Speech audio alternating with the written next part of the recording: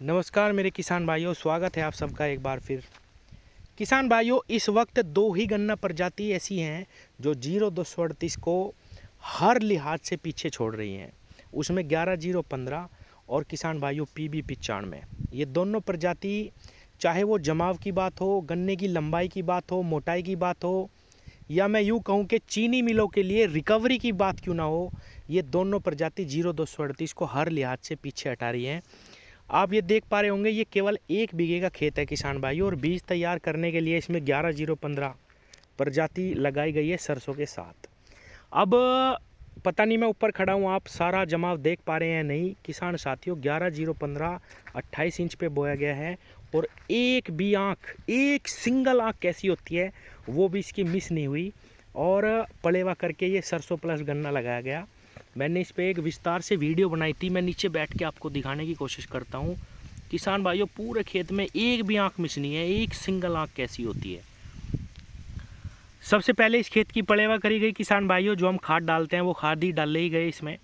उसके बाद सरसों बोई, और उसी दिन शाम को इसमें 11015 वैरायटी की बुआई कर दी गई। और जो टुकड़े हैं, गन्ने टुकड़े, वो बिल्कुल भी ये नहीं कि भाई 1 आँख के या 2 आँख के, जैसे 3-3 आँख का पेंडा हम नॉर्मल बुआई करते हैं वही बोया और पाटा लगा दिया किसान भाइयों। बहुत ही सुंदर जर्मिनेशन, एक आँख का जर्मिनेशन इसमें हुआ, और इतना प्यारा बिल्कुल काला ब्लैक कलर का पौधा, जिसे हम पौधा बोलते हैं, वो निकला हुआ है। बहुत ही सुंदर जमाव।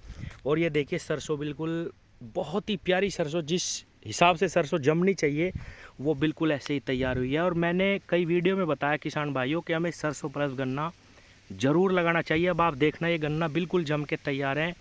और कितना भी अगेता हम गन्ना बोए, फरवरी में बो दे, चाहे किसी भी समय पे बो दे, लेकिन वो गन्ना इसको कभी नहीं पकड़ सकता।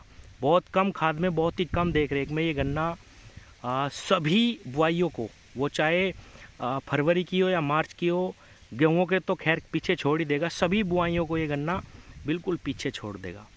और किसान भाइयों, एक बात मेरी बिल्कुल भी समझ नहीं आ रही, जब इनमें इतनी अच्छी चीनी की मात्रा है, इतना अच्छा जमाव है, एक छोटी सी बात के लिए ये प्रजाति क्यों नहीं किसानों के लिए कुछ दिनों के लिए ही सही पास कर दी जाती।